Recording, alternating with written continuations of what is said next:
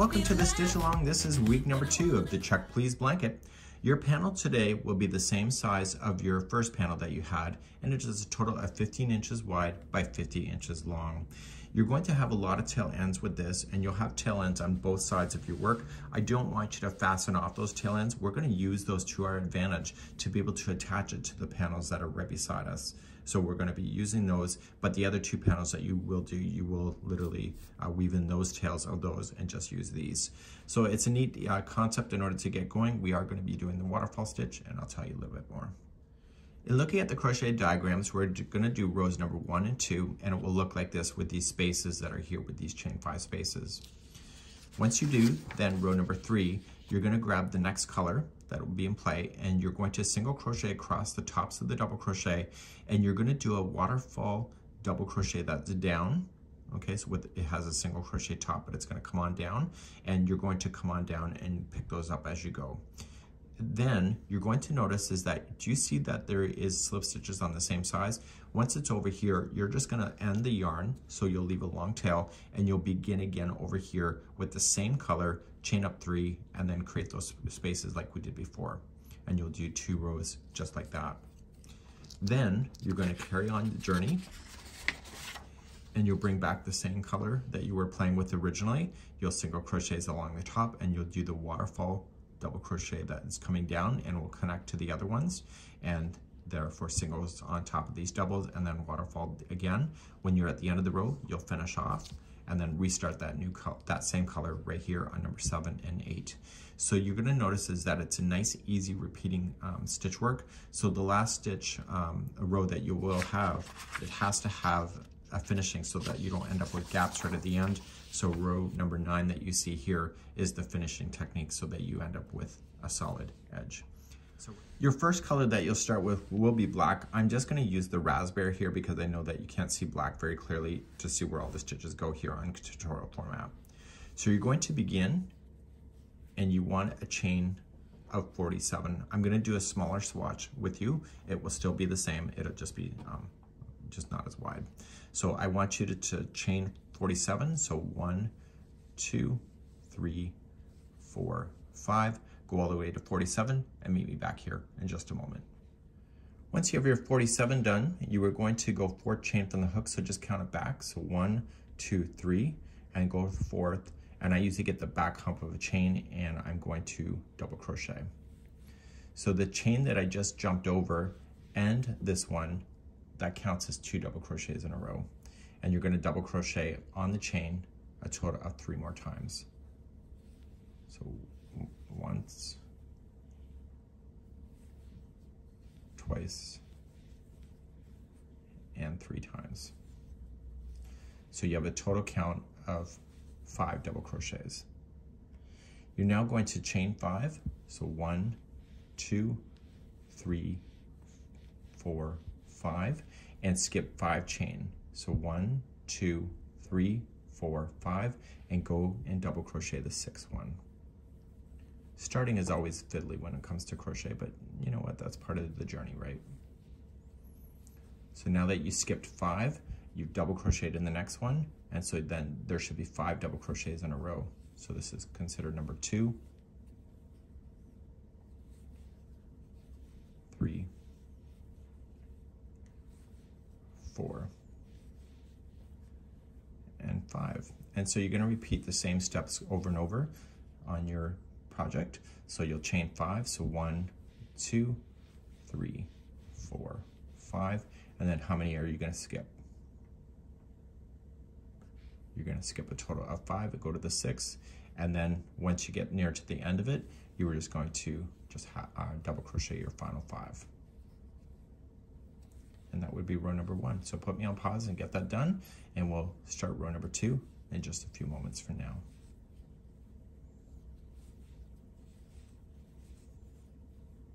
And there we go. So turn your work and let's do number 2, and now you have what looks like this. It'll be bigger though for you. Row number 2, you're going to match exactly what you see. So you're going to chain 3, which will count as your first double crochet, and so you'll double crochet the next 4 in a row. So 1, And do you really need to count? Not really. If you can see the stitches underneath and you believe that it's the right number, then you can just double crochet until your heart's content. When you get to your space, you want to match the space distance, so you're going to chain 5. So 1, 2, 3, 4, 5, and then just jump over to the first double crochet on the other side of the space and double crochet the next 5 there.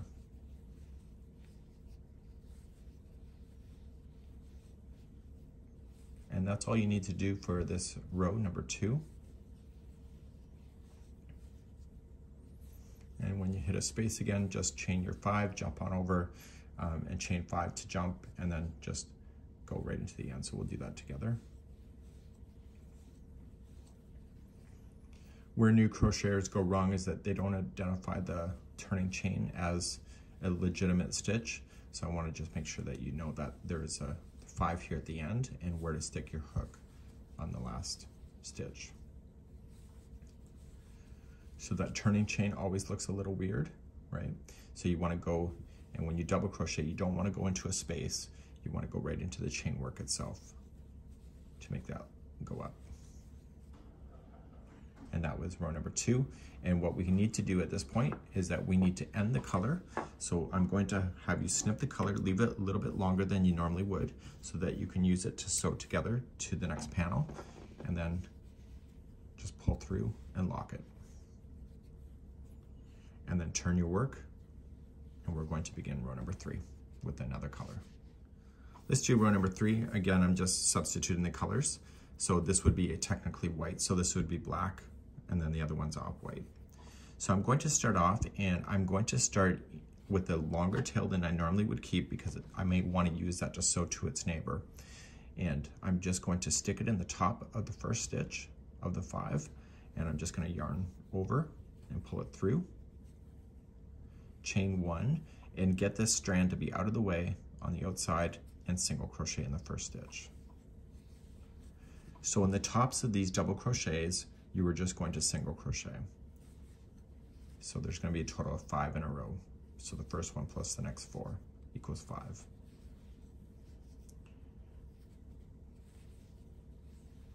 Now we want to start doing the waterfall stitch, and I'm going to take my time in demonstrating this, and we'll go nice and slow. The waterfall 3 double crochet that is going down has a single crochet top in this particular example. So what we need to do is pay attention to how we use these spaces. This bar here and this bar here are used as anchor points just to wrap around, but it's not going to be to the base where you're actually pinpointing the actual stitch to go into. So I'm going to demonstrate it in real time just to give you a demonstration, and then we're really going to go slowly at it. So I'm going to go into the space, wrap twice, back to the front, push with my fingernail, go into the next space down, wrap twice, push down, and then I'm going to go into the stitch that I want to go into, pull through 2, and I will go slowly on this, and I'm going to pull up and up and up, and that's what it looks like. So even though it looks like it's offset, these things just are floating, and they'll float correctly into the right position on their own. But you can force it if you want to, but they will end up there. So let's demonstrate this really slow, and I'll do it 5 times slow. So let's take our time. The goal is to get ourselves anchored into the base of each of the 5 stitches as we do it. So you're going to take the hook and you're going to go into this space here towards the back of the project.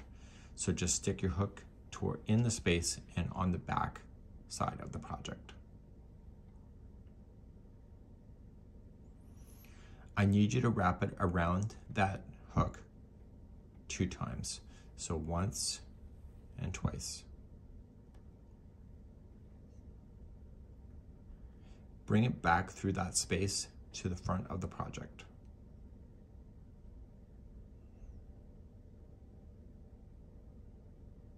Use your fingernail or your finger and just push those 2 down the shaft.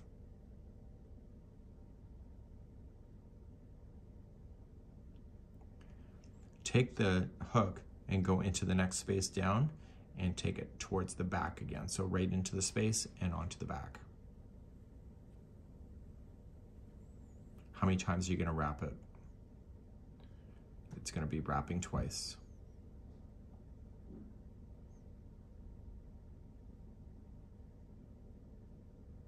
Stay on the back of the project and just push down the shaft.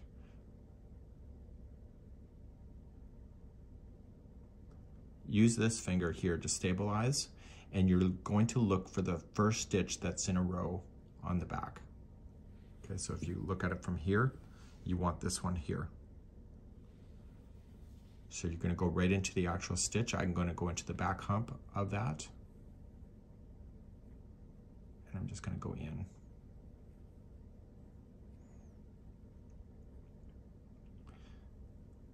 I'm then going to yarn over, pull through that stitch.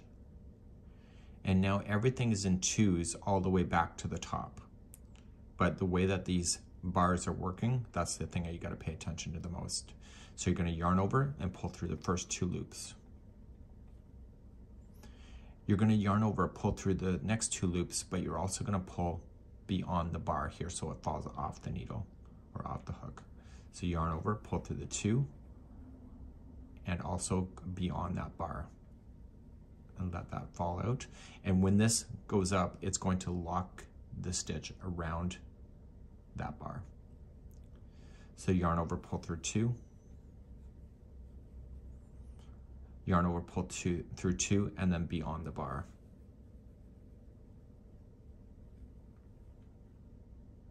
And then yarn over, pull through 2. And that was it. And you can just let it rest, or it will stabilize itself. But if you want to push it over just so it's easier to see, you can do that. So let's do it again. So you're looking for the space. So take the hook and go into the space towards the back.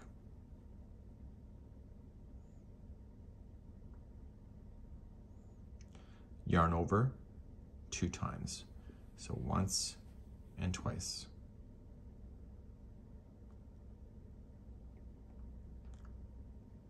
And then bring it back through that hole and use your fingernail to push it down the needle or the hook. I've been knitting lately, if you can't tell. So push it right down, and where are you going to go next? Right into the space. So just take the hook and go into the space and wrap 2 times.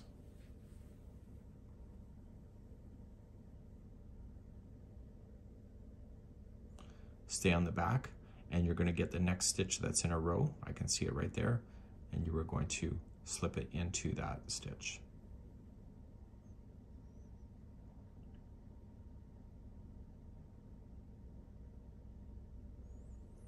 You're going to yarn over, pull through that stitch only, and now you're going to do your 2s all the way back to the top and keep an eye on those bars. So yarn over, pull through 2, yarn over, pull through 2, and slide the bar off. So just keep going, pull through the 2 and get that bar to come off. Yarn over, pull through 2, yarn over, pull through 2, and get that bar to slide off. And then yarn over, pull through 2. And now you can take a look at your work. And again, these will all line up perfectly later, but you can move it over if you wish. Let's do it again. Space, going in, and you're gonna wrap twice.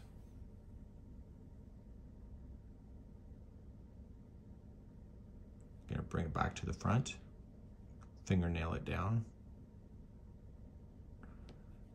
come into the next space towards the back. Wrap twice.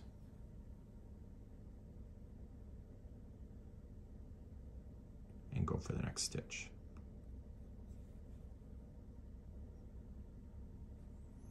Yarn over, pull through the stitch, and then you're going to do your 2s all the way back to the top. So yarn over, pull through 2, yarn over, pull through 2, and slide the bar with it.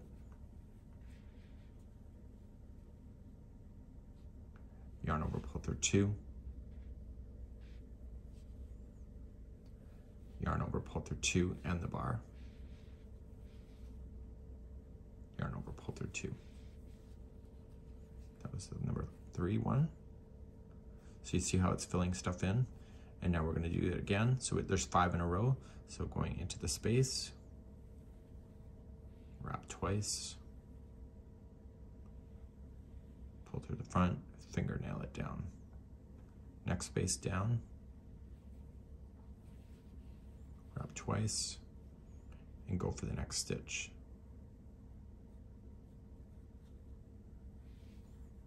Pull through, and then do your 2. So yarn over through 2, yarn over, pull through 2 and the bar, yarn over, pull through 2, yarn over, pull through 2 and the bar, yarn over, pull through 2. See how it's starting to line up beautifully? It's because it's getting more filling in the space. And we're going to do it one more time. I'm just going to go to real time.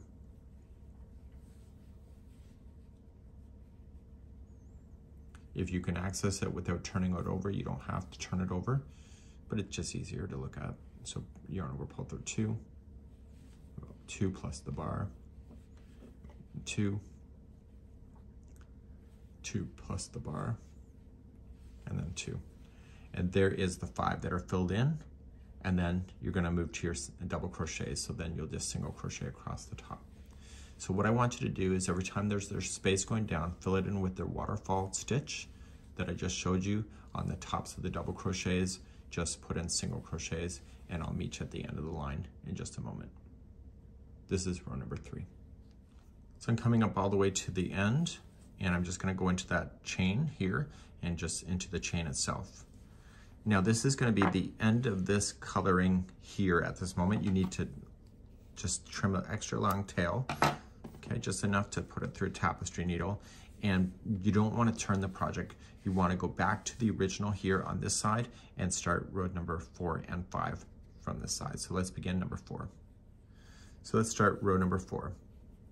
And we're just continuing the same color that I just used. And these look better on the right side of the work, plus the next row looks better on the right side of the work. So that's why they're having you come off on this end and restarting again on this side. And you'll restart in the first one of the grouping of 5. So just join it, chain 3, leave the tail out of the way. You'll deal with that later. And you're going to double crochet the next 4 in a row. So you're double crocheting the single crochets that you had. Now that you've gotten started, you can clearly see where the waterfall stitches is happening. And so we're going to jump over those by chaining 5. So 1, 2, 3, 4, 5. And then just come on over to the next single crochet to jump over the 5 and double crochet the next 5 in a row. And you're going to do that all the way across for row number 4 that you see here.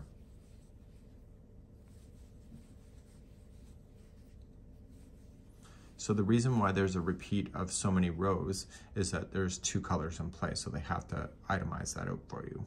So chaining 5, jump over the waterfalls, and then just come on to the other 5 on the other side. Do not fasten off the yarn. We're going to turn our work and do number 5 in just a moment, so I'll be right back. So turning our work, we're going to do number 5, and it's exactly what you already know. You're going to chain 3 and double crochet the next 4 in a row. So that gives you 5 on the end as well. And what do you think you're going to do when you see that chain 5 space? You're not going to waterfall if you said that. You're going to jump the space. So you're going to chain 5, jump the space, and double crochet the next 5. And you're going to do that all the way across for row number 5. And then this color will be technically done, and then we're going to reintroduce the first color once again. In your case, it would be black, because this is technically off-white in the pattern.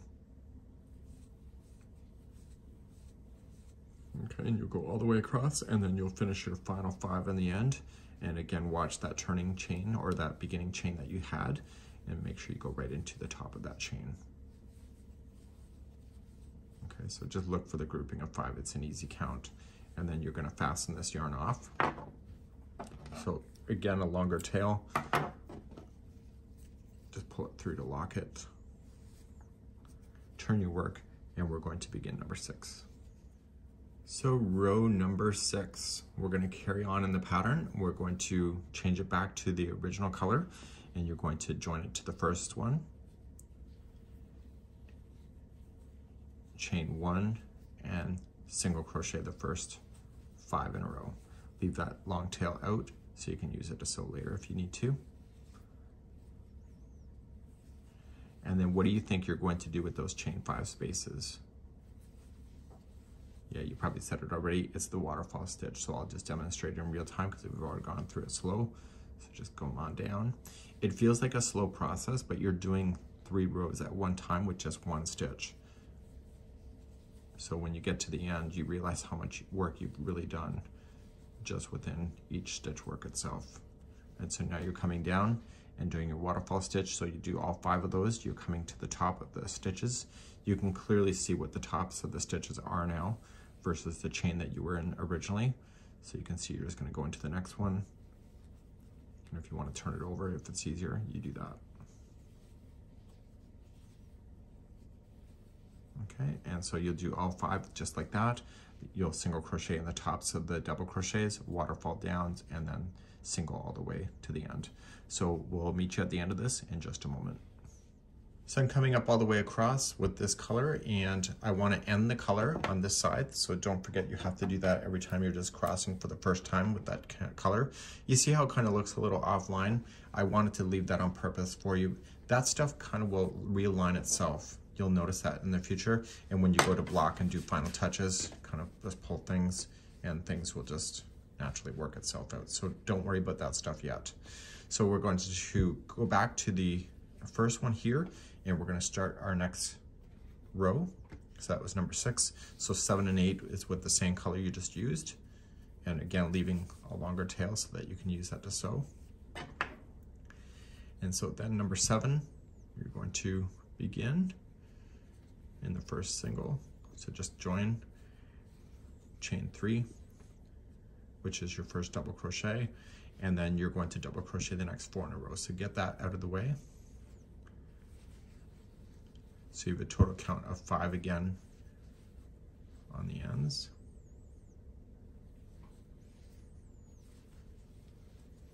And then what are you going to do to jump over the waterfall stitches? Yeah, you're going to chain 5. So 1, 2, 3, 4, 5.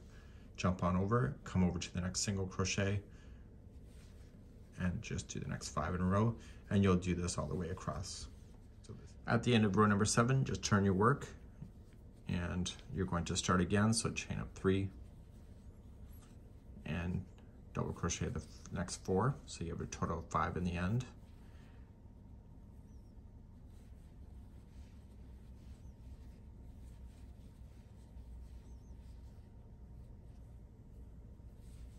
And then you have to chain 5 to jump. 1, 2, 3, 4, 5, and then double crochet the next 5 double crochets that you'll have. And you're going to be left with this chain 5 spaces once again. And then that'll be the end of this color. So go all the way to the end of the row, and we're going to be talking about the repeating in just a moment. At the end of number 8 here, you're just going to trim off your yarn, leave the long tail for you later, and then you're going to turn and you're going to begin again. So you've already gone through the sequence, so you're going to be reintroduced in this color. You'll go across, and then come on down for your waterfalls, and you'll finish on this side. And then the next 2 rows, you'll come and start on this side again, go there, and then back. And so let's go back to the pattern, and let's talk about our repeating. So here's the final panel look. So you want to finish off so that the last row is your single crochets with your waterfalls that come down. You know, eventually things will work itself out. We're going to have to just kind of, you know, just give it a good stretch and all that jazz. And then when we go to attach it to the final sample, we'll do a blocking at that point. So you're going to repeat rows number 3 through 8, and you'll continue to do that over and over and over until you get to the same height as the original panel of week number 1. It's approximately 50 inches. If you can't get rows number 3 through 8 to work, you can either finish on a row number 3 coming down or a row number 6 that also comes on down. So you got to just make sure the last row has to be one of those that are going to be filling it in, and you might just have to stretch it a little bit as well. That's something that is okay as well. So this is where I'm going to leave you today, and I'm going to have you do your panel, and we'll be worrying about all these tail ends, so don't get all freaked out about that yet. And we'll see you on week number 3 as we begin the really fun stuff with doing gingham or plaid next time. We'll see you, and that's it for today. Bye-bye.